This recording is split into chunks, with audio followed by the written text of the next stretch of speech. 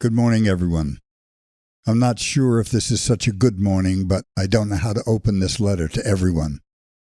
This is the celebrated actor and writer, Peter Coyote, reading an email from Leonard Peltier, sent on January 20th, 2021 at 9:50 a.m., the morning after President Trump's final day in office.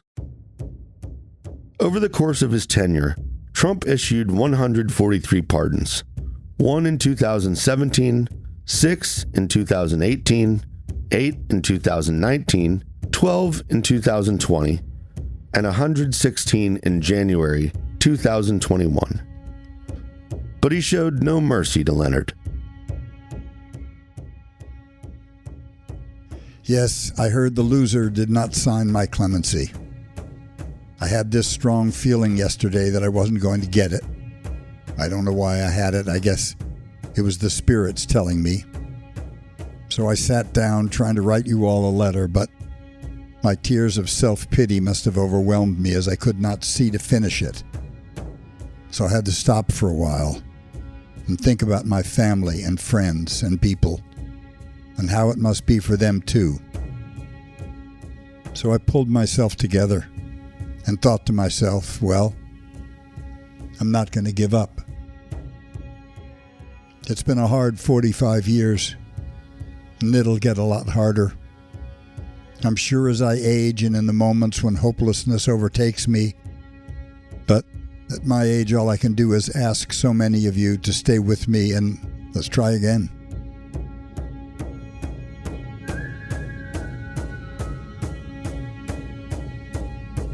You're listening to Leonard, a podcast series about one of America's longest-serving political prisoners, Leonard Peltier. I'm Andrew Fuller. And I'm Rory Owen Delaney. We've spent the last 3 years working to share Leonard's story with a new generation of people. Who he is, how he ended up behind bars, and why we believe he deserves to go free. This is Season 2, Episode 1, Treaty Defender. We interview Indian treaty expert Charles Wilkinson and catch up with one of the International Leonard Peltier Defense Committee's newest board members, Carol Gokee, who shares important updates on Leonard's case and medical condition.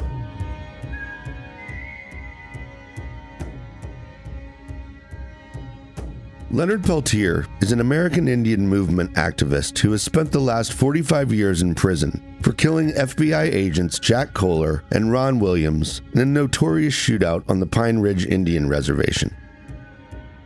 Over the decades, some of the most influential people on the planet have called for Leonard's release.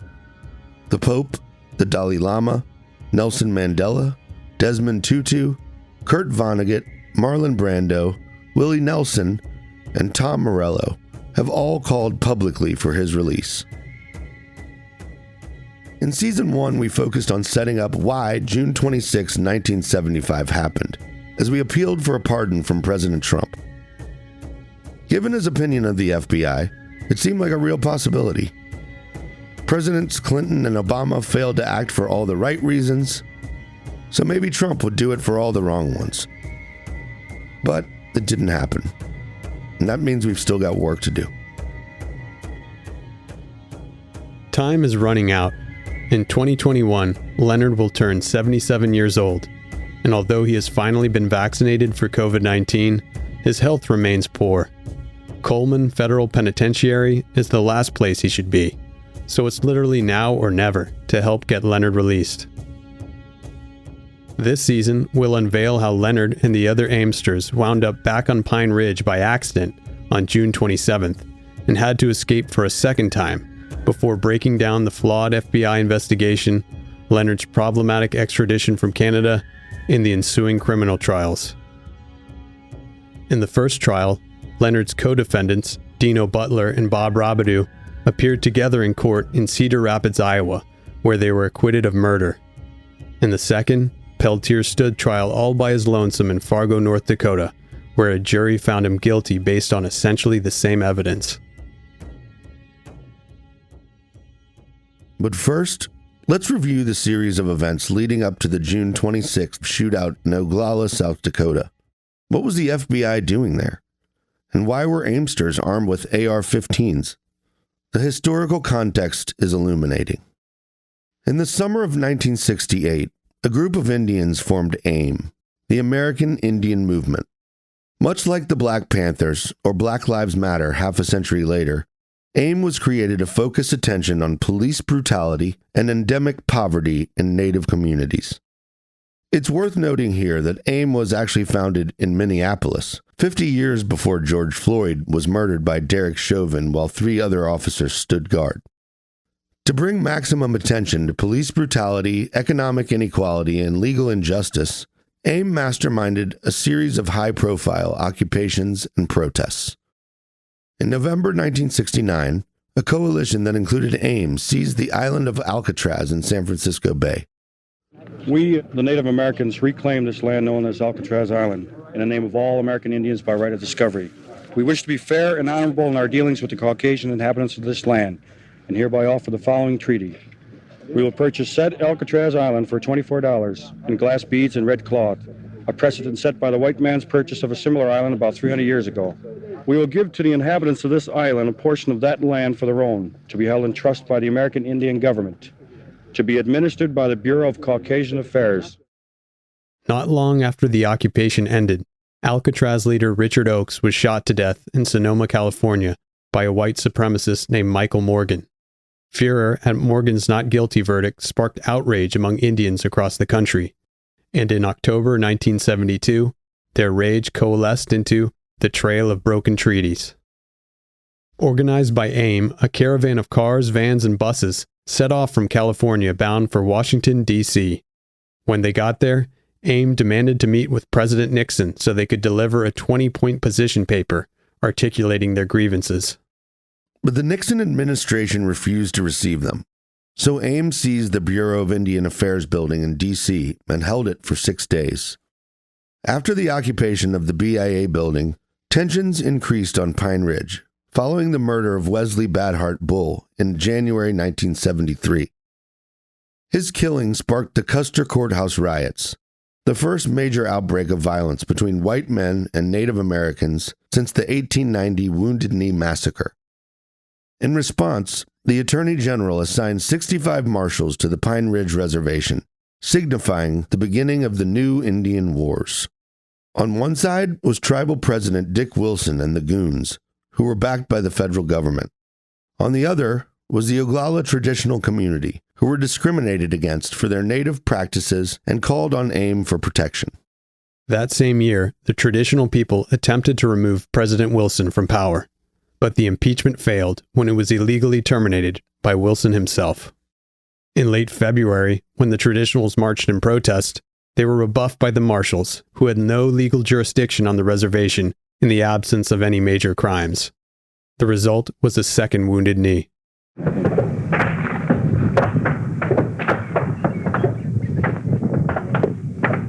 Message from Wounded Knee. There's supposedly a Red Cross worker by the bunker that's been pinned down for the last hour. I tell them that they've got 10 minutes, one person with a white flag and no weapons. If they have weapons, we can open fire. Little Bighorn, and Spanada, and Hawkeye, and Little California, hold your fire. Do not open your fire. We have 10 minutes with one man under white flag. If anyone opens fire, this man's dead. Wounded Knee was the longest civil disorder in American history. The standoff against FBI agents and clandestine U.S. military advisors, both groups with automatic weapons, lasted for 71 days, from February 27th to May 8th, 1973. To coax the Indian protesters to surrender, the White House promised to appoint a commission to review the Fort Laramie Treaty of 1868. In exchange, the Indians agreed to lay down their arms. But the commission ultimately went nowhere, and the same Nixon aide who had rejected the 20 points presented to the U.S. government on the Trail of Broken Treaties sent the following letter. The days of treaty-making with the American Indians ended in 1871, 102 years ago. The aide was referring to the Congressional Act of 1871 that states, "No Indian nation or tribe within the territory of the United States shall be acknowledged or recognized as an independent nation, tribe, or power with whom the United States may contract by treaty." Almost a year later, in 1974, AIM activist Russell Means ran against Dick Wilson for the office of tribal chairman of the Pine Ridge Indian Reservation. In the primary, Means won by approximately 150 votes. But after the final tally on February 6th, Wilson was declared the winner. The U.S. Commission on Civil Rights declared Wilson's re-election invalid after an investigation revealed that nearly one-third of the votes were tainted. But the Justice Department took no action, so Dick Wilson ordered everyone who had supported Means off the res, and his goons embarked on a reign of terror. As I won't tolerate them, and I won't call in the marshals this time either. We'll handle them ourselves. We have one of the finest BIA police forces in the country. When we put them together, they'll be able to take care of whatever needs to be taken care of. That's Dick Wilson. During his time in office, nearly 100 people, most of them AIM members or traditionals, were victims of unsolved murders or accidents in what South Dakota U.S. Senator Abarazik described as total anarchy. Unable to create change within a corrupt system, the Oglala Lakotas took action. On June 1, 1975, 25 days before the deadly FBI shootout, the Pine Ridge traditional chiefs declared independence, signing a formal resolution of sovereignty based on the 1868 Fort Laramie Treaty. Leonard and them served as a security because this community was organizing to pull away from Pine Ridge. They wanted to control their own community. So that was the plan, and that was the organizing that was going on at the time. And on top of that, American Indian movement or anybody related were being attacked. Everybody lived by the law of the gun. Everybody.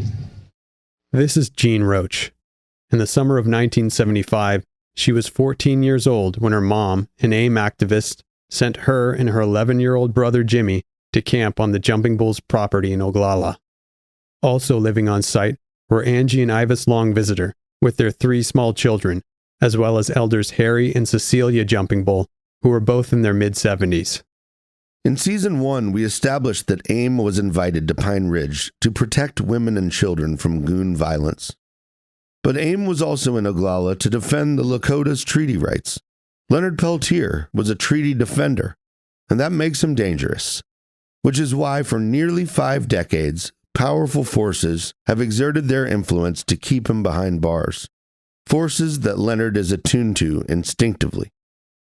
I've been reading legal info about people who have been released on compassionate grounds, and some have triple and more murders with no parole. So why am I still here, when I was told the sentences they gave me has been served? It's a valid question. By customary federal guidelines, Leonard got a raw deal when he was sentenced in 1977, as attorney Larry Hildes explains. If he had been anybody else, other than sentencing guidelines, he would have served 17 and a half years for each murder, each supposed murder, and he would have been out 9 years ago. He's still there. He's still there because he's a political prisoner. As a Native American activist and member of the American Indian movement, Leonard was involved in a firefight defending treaty land, the ownership of which is disputed by 2 sovereign states, the United States and the Oglala Sioux Nation. To help us better understand the implications of the Fort Laramie Treaty of 1868 and the Congressional Act of 1871, we talked with Charles Wilkinson, the Moses Lasky Professor of Law Emeritus at the University of Colorado. Prior to becoming one of just 25 distinguished professors on the Boulder campus, Charles left corporate law to join the Native American Rights Fund as a staff attorney. NARF is the oldest and largest nonprofit legal organization defending the rights of Native American tribes, organizations, and people.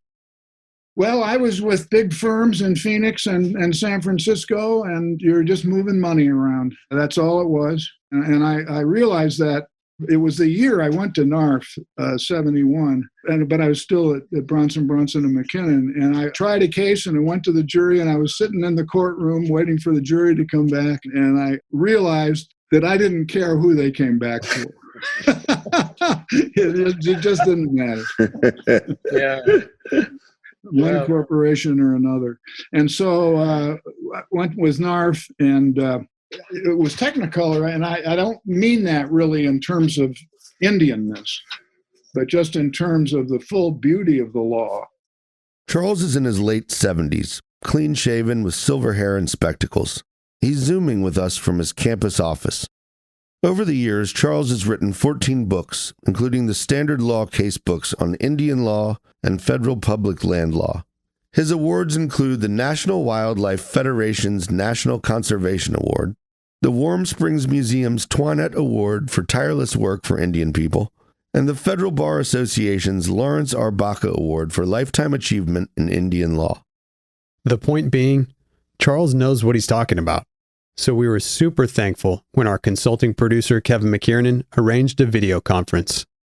Kevin interviewed Charles for his 2019 documentary, From Wounded Knee to Standing Rock. In Season 1, Episode 5, Coincidental Witness, Kevin speaks about his experiences as a reporter on the ground during Wounded Knee and the incident at Oglala. So maybe I could just start and ask you, what is the difference between a treaty with an Indian nation and a treaty with a foreign power? That's Kevin. Not only was he nice enough to arrange the interview, he pretty much conducted it, which was fine by us. He's a pro. Like Charles, Kevin is also in his 70s, and while you can't see his mustache in this medium, know it's there.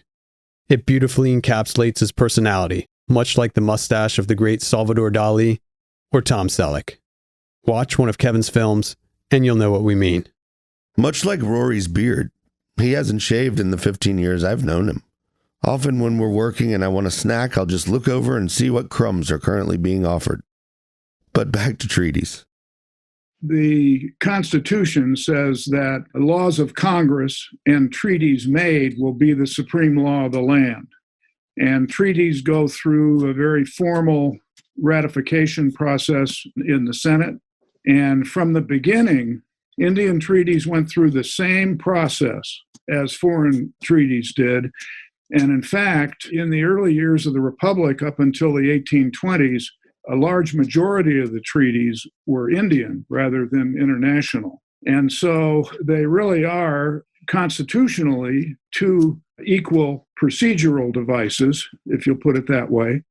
And particularly at the beginning, there was as much solemnity and necessity from the side of the United States as there were with international treaties. So as legal documents, they are essentially identical. What do you say to someone then, maybe someone with only a general understanding of history, that, treaties are dead and gone with Indian people, and why are they still complaining about it? Well, Congress did decide in 1871 not to make further treaties with tribes, but specifically provided that all existing treaties would remain fully in effect. So the Nixon aide got it wrong. The Congressional Act of 1871 cannot cancel out the Fort Laramie Treaty of 1868 because of simple chronology. Since Laramie preceded the legislation, it remains legally binding. Treaties are laws that carry a sense of morality about them and high purpose. And so tribes, over the years, and it's been stunning what they've done with all the hammering they took for so long, continued to insist that the treaties were still in effect, and they took them to court and almost always won. And that continues today. And the tribes treasure their treaty rights. And one of them is tribal sovereignty, is the right to govern themselves and to be the government in Indian country, which today in the lower 48 is 60 million acres, the size of Colorado, is Indian country that is governed by tribes with courts and administrative agencies and legislatures. And that comes from the treaties. I hear this a lot from people. They'll say, well, the Indians are a conquered people, so, they just have to kind of deal with it. One of the folks who actually used these words was the FBI's Norman Zagrosi. Back in 1975, Zagrosi was appointed to lead the investigation into what happened on June 26th by the Bureau's number 2 man at the time, Richard Held. In the April 7th, 1977 issue of Rolling Stone magazine, Zagrosi said, "They're a conquered nation, and when you're conquered, the people you're conquered by dictate your future. This is a basic philosophy of mine. If I'm part of a conquered nation, then I've got to yield to that authority." Well, it's really ignorant to say that, and probably racist in this case. And I guess the best I can say is that when you look at it overall, the tribes have won that argument. It's not even an argument. The tribes are sovereign governments, and their members are citizens of a sovereign nation. And so I'd say they aren't conquered peoples, they're sovereign nations. You have a treaty with an Indian nation. What does Indian nation signify? As a general matter, a nation is a group with a common history and a common culture that makes laws and enforces them. That's what sovereignty is governance. And so today we have three sources of sovereignty in the United States of America. One is federal, another is state, and the third source of sovereignty is Indian tribes. And again, the land in the West is about the size of a large Western state. And so it has considerable contemporary significance. Treaties are with us today. They're stronger today than they were 2 generations ago. Tribes have undergone an extraordinary revival. I started 50 years ago working with tribes, and the tribes would commonly have 1, 1.5, or 0 employees. And today, the larger tribes, amounting to over 90% of Indian people, have governments with over 300 employees. And most of them are larger than the nearby county governments.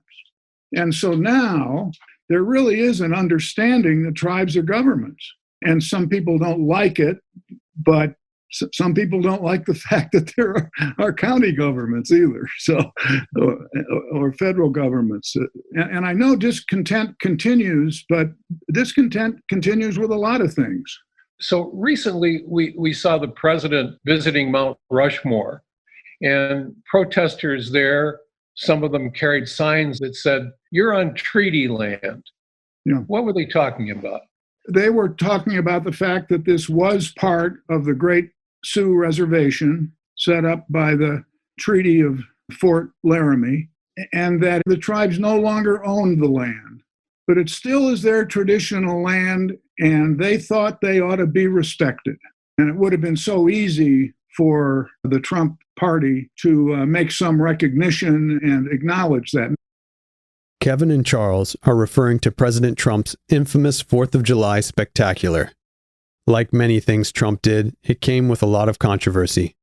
Controversy that was compounded by his refusal to meet with tribal leaders to hear their grievances. On July 3, 2020, protesters clashed with the police over a blockade on the access road. This is the land of the Osheti-Sakowee. And we're prepared to stand our ground. We're prepared to stay here. That's the voice of Nick Tilson in Oglala, Lakota, who serves as the president and CEO of the NDN Collective, a Rapid City-based nonprofit.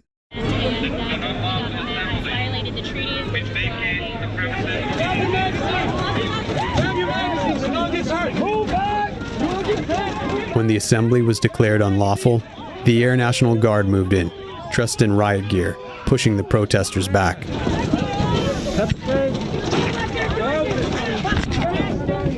During the confrontation, a soldier used a heavy riot shield to push Tilson backwards. Tilson grabbed the shield. He was arrested, charged with felony theft and robbery, and was looking at nearly 17 years in jail if convicted. But Biden's Justice Department offered a deal. All charges would be dropped against Nick Tilson and the 19 other treaty defenders arrested that day if they completed a diversion program.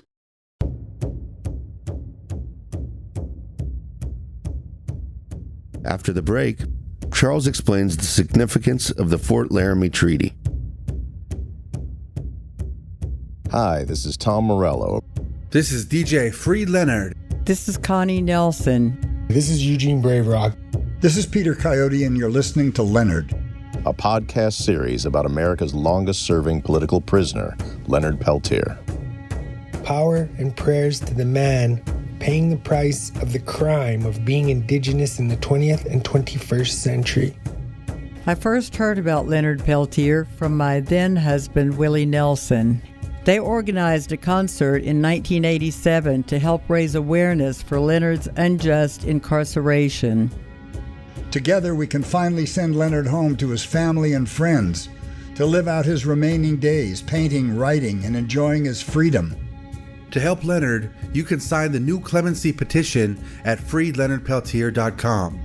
You can also purchase his artwork and merchandise to support Leonard's legal defense at whoisleonardpeltier.info.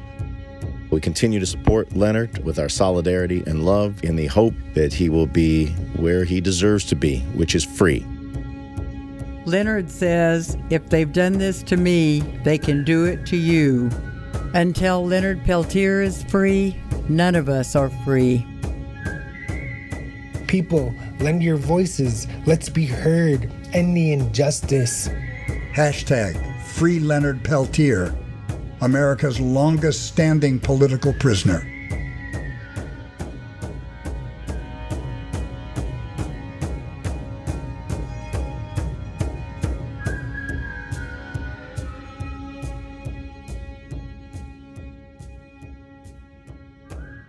The Treaty of Fort Laramie was one of the most significant treaties, and it came at a time when the Sioux nations were as powerful or probably more powerful militarily than the United States of America. And so this was a treaty that the United States wanted. They wanted peace with the Sioux, and they agreed to tear up and burn their forts in the Powder River country that the Sioux objected to. But by the way, we talked about the comparison with international treaties. American courts treat Indian treaties differently than international treaties and more favorably toward the tribes than international states. And so treaties with the tribes are construed in favor of the treaties. They're construed in terms of the United States being a trustee and having a high and special obligation toward tribes. And you really see it in this treaty. And so this Great Sioux Reservation that was established in this treaty was 60 million acres west of the Missouri River in the Dakotas. And it was their land. It was their land. And the treaty made the requirement that it could not be changed. Land could not be changed unless 3/4 of the adult males of the tribes agreed. And that shows you the leverage that they had, because you wouldn't see that kind of provision in an international treaty. What happened to the Fort Laramie Treaty? The California gold rush in 49 spread throughout the West. And by the 70s, it hit the Dakotas hard. And they discovered gold in the Black Hills. And the miners just flooded in. And the government let them in, even though it was treaty land. And finally, Congress in 77 took the land from the tribes. And they did not get 3/4 of the signatures of adult males. They got about 10%. And so you have now the United States violating a solemn treaty, and you get into court. By the way, here's a place where the similarity between international law and domestic treaties hurt the tribes. Because with international treaties, the United States can abrogate it.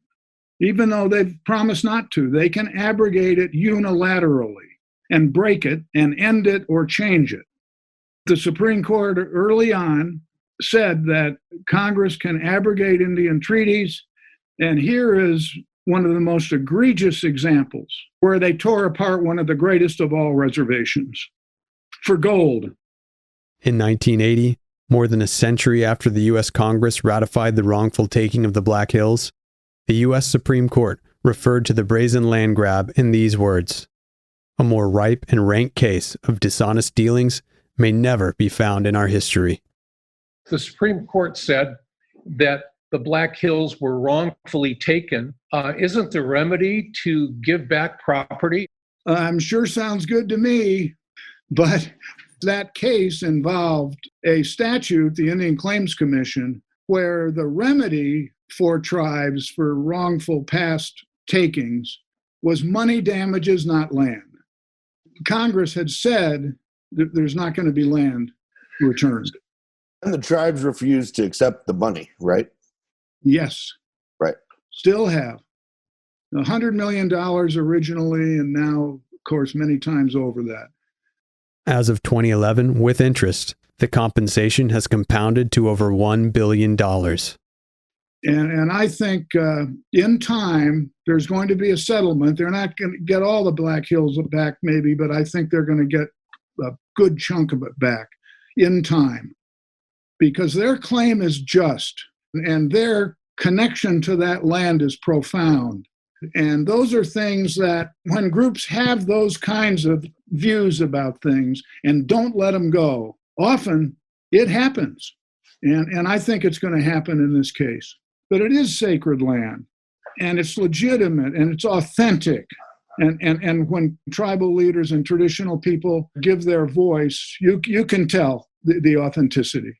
And that's what will carry it. We could hear that authenticity in the voice of Milo Yellowhair, former vice president of the Oglala Lakota Nation. What's most important about the 1868 treaty is this.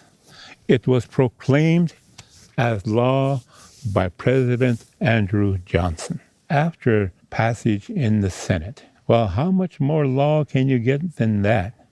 It's like the First Amendment, the Second Amendment. People would say, I'll defend these, but, who is going to protect the law or the treaty that was made between the Great Sioux Nation and the United States of America? Who is going to defend that word that was given at that time? It said things like, the United States pledges its honor to the principles of this agreement. America will not use the military against the Indians. The Indians promised to put their guns down and not make war against the whites. So we saw this whole thing as a peace treaty between two equal powers. But what happened? The same old story. Greedy white men come to this reservation and start disenfranchising the whole of the nation. We had 77 million acres of land today. We only got 2 million acres of land. What happened to the other 75 million acres of land? What happened to it? It's not in our hands. And this is what we're talking about. This insatiable need for land to be taken over in the name of Christianity. The American Indian movement was founded to address these inequities, so conflict was inevitable. The stakes were huge. The activism which took place at Wounded Knee and then again the incident at Oglala in 1975 where the Indian and the two agents were killed and all the controversy that came out of that, people will say this took place on treaty land. In what sense is it accurate to say that those did take place in Indian country, on treaty land? Could you raise a treaty defense in any sense of the word?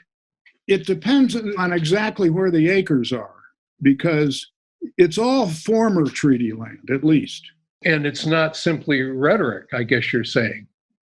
I mean, some took place on reservations today that are treaty land, and some took place on land that is public land or even private land that was treaty land. And so the law is that on Indian country, which is where tribal sovereignty applies, that's treaty land, that's Indian land, even though they may not own the acres. In Oglala, South Dakota, where that shootout took place, there was no state jurisdiction there. Right. The state does not have jurisdiction because a treaty is the supreme law of the land, but the United States does. And so some major crimes go to federal court. The Major Crimes Act was instituted in response to an 1883 Supreme Court decision, Ex parte Crow Dog.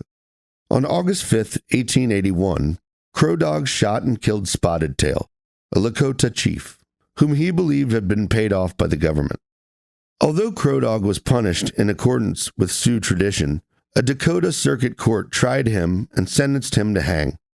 But in a surprise twist, the Supreme Court overruled the Circuit Court, holding that an Indian nation had full jurisdiction over its members.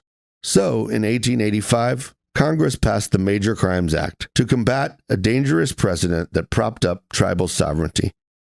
The Major Crimes Act was invoked in the search for Jimmy Eagle, who was wanted in connection with a theft of a pair of cowboy boots. It was Eagle who agents Kohler and Williams allegedly spotted on the 26th of June in a red pickup truck, and it was this vehicle that the FBI men allegedly followed onto the Jumping Bulls property immediately preceding the shootout. The Major Crimes Act was also invoked to investigate the deaths of the 2 FBI agents. But where was the Major Crimes Act when dozens of traditionals were killed during the Reign of Terror? It appears like the law was used selectively to advance the political agenda of the federal government and kneecap the American Indian movement. But how can an Indian nation be sovereign, yet still subject to federal law? Charles explains. We have a lot of different doctrines floating around here in Indian law. One doctrine is that tribes are sovereign nations. Another doctrine is that Congress has complete power over Indian affairs. And that includes the ability to abrogate treaties and to remove tribes from one location to another. And those are both true. Those things are both true. Tribes are sovereign nations, and the United States has plenary power. Plenary power is a complete and absolute power to take action on a particular issue with no limitations. In other words, the United States empowers itself to do whatever the hell it damn well pleases. Kind of like Debo from Friday. What bike? The beach cruiser. The one I let you use a couple of weeks ago. The one I've been asking you about. Oh, that bike. Hey, no, you wanted it back, homie. It's right here. Cool.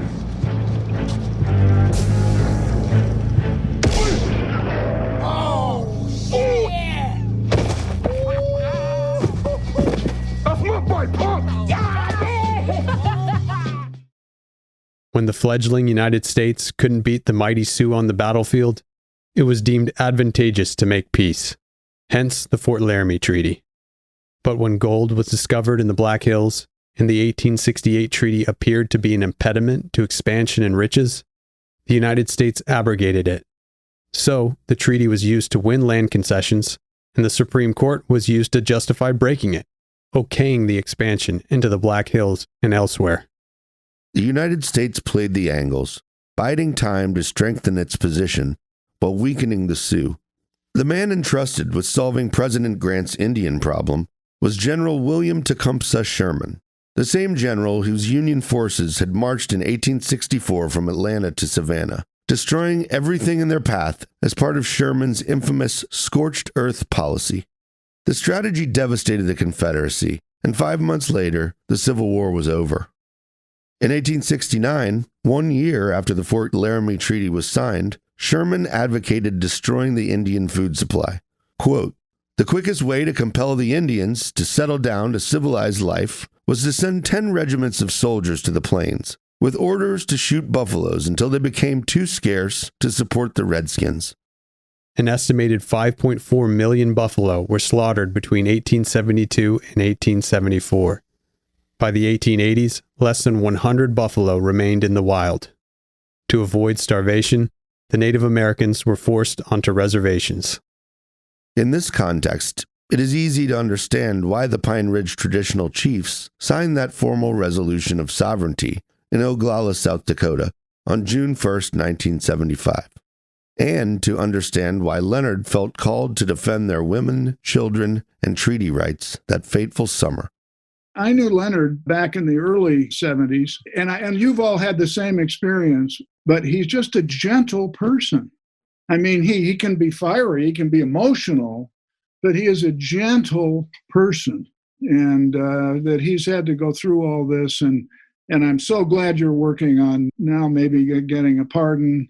And as of January 21st, by God, we're going to have a president in there who's got the guts to do it and the values to do it.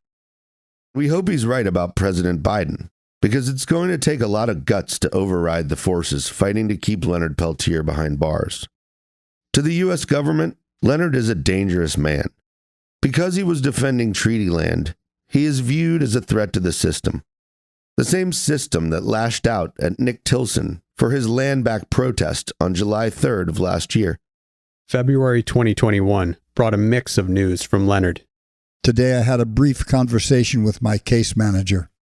A week or so ago he told me they're putting me in for a transfer, and the last time he told me it would not be until June during the annual 6-month team hearing.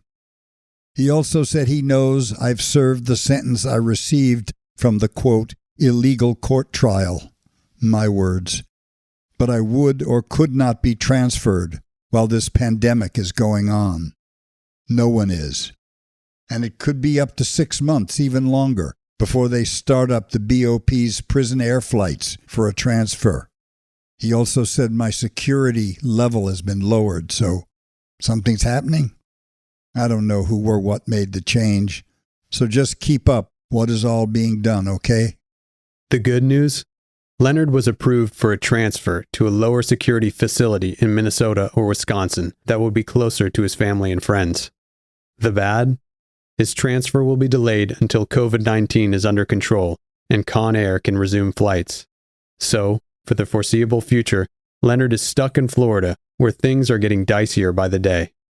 In mid-January, Coleman and all other federal prisons were put on lockdown because of current events occurring around the country, aka the insurrection at the Capitol. In mid-February, Coleman was locked down again, so our next contact didn't come until March. This lockdown was rather rough. This place is getting dangerous for us older guys, so I need the committee to make the transfer happen. As I told you, it can only help me if I go to a lower level FCI. Rochester Medical would be fine, as there are things happening to my body that's not normal. Thanks, Carol G, for the update, and I see you're making some headway.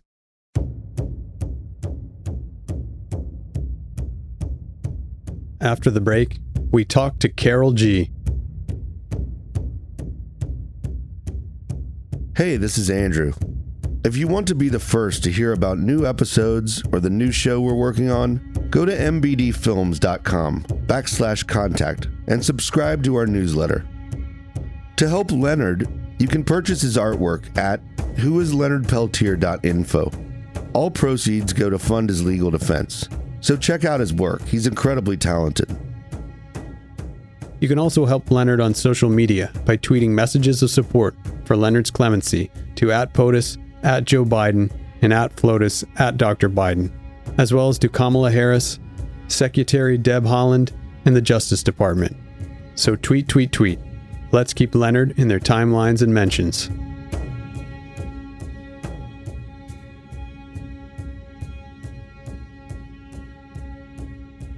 Carol G is Carol Gokee, one of the newest board members of the International Leonard Peltier Defense Committee. We called Carol to get her take on the situation.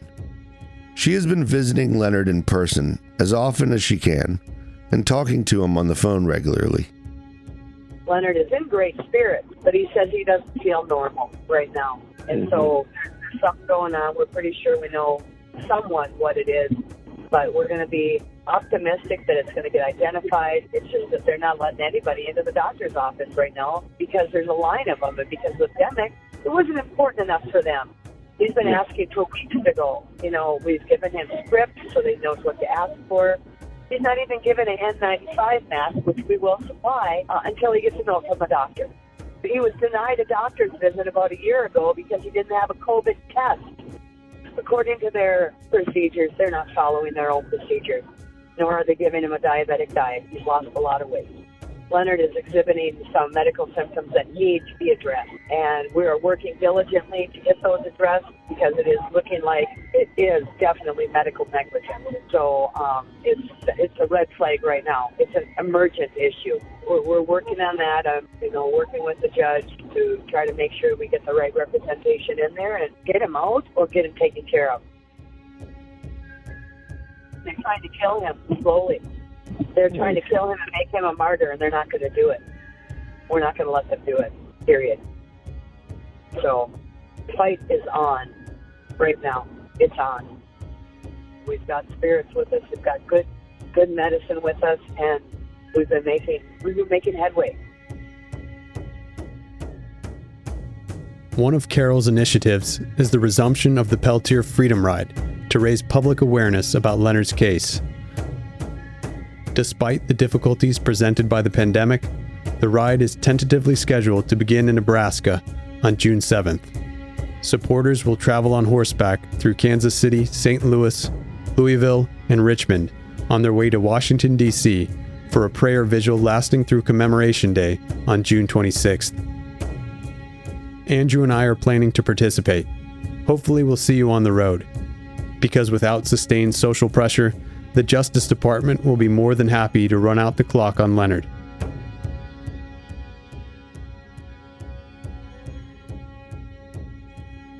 The government contends that Leonard isn't a political prisoner, that he's just a common thug, as prosecutor Lynn Crooks told 60 Minutes. But if it wasn't political, why did the government go to such great lengths to imprison Leonard? If it wasn't political, why would the FBI fabricate affidavits to illegally extradite Leonard from Canada? Why else would the trial venue be changed from Cedar Rapids to Fargo? Why else would an FBI stenographer destroy notes of recorded Bureau radio transmissions between trials? Why else would defense lawyers and potential witnesses be barred from speaking to the media? Why else would the checkered history of the FBI be kept from the jury? Why else would exculpatory ballistics evidence be hidden from the defense? Why else would Prosecutor Crooks misstate eyewitness testimony in his closing arguments?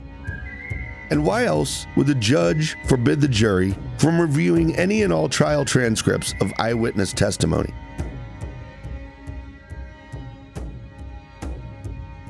It had to be political, because the circumstantial evidence presented by the prosecution was weak. It had to be political to mask reasonable doubt. It had to be political to obtain a conviction. If it were about hard evidence, the FBI had plenty of other leads to follow, as the coming episodes will show. But instead of following the evidence, they tailored it to their target, the American Indian movement.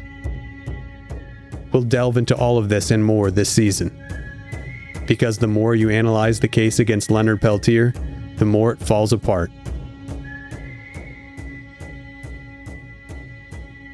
Attorney William Kunstler, who founded the Center for Constitutional Law and who represented Dino Butler in Cedar Rapids, put it like this: "Not only do I believe that Leonard was unjustly tried, convicted, and sentenced, but that his travails were the result of FBI misconduct of such magnitude that any fair-minded society would have lost no time in condemning it out of hand."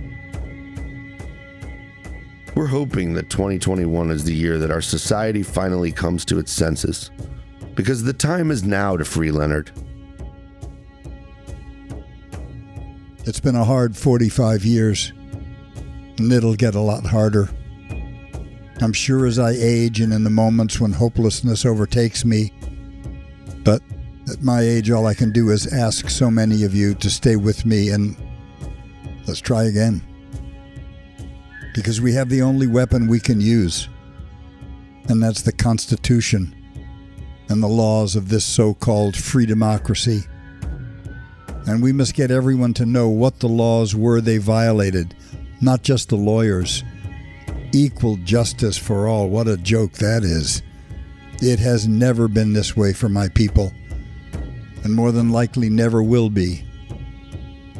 But I welcome all of you who'll stay to fight with me until I take my last breath. Thank you in the spirit of Crazy Horse. Doksha. Leonard Peltier. This episode is dedicated to the memory of Michael Apted, who passed away in January. This podcast is produced, written, and edited on Tongva land by Rory Owen Delaney, James Kalin, and Andrew Fuller. Kevin McKiernan serves as our consulting producer. Thanks to Bobby Halverson for the original music we're using throughout this series. And thanks to Mike Casantini at the Network Studios for his engineering assistance. And to Peter Lordson and Sycamore Sound for their audio mixing. Thanks to Charles Wilkinson for sharing his knowledge of Indian treaty law. Thanks to Peter Coyote for giving Leonard a voice when we only had his words on paper. Thanks to everyone at the International Leonard Peltier Defense Committee. And thanks most of all to Leonard Peltier. To get involved and help Leonard, sign the new clemency petition at freeleonardpeltier.com. For more information, go to whoisleonardpeltier.info or find us on social media at Leonard_pod on Twitter and Instagram or facebook.com/Leonard Podcast. This podcast is a production of Man Bites Dog Films, LLC. Free Leonard Peltier.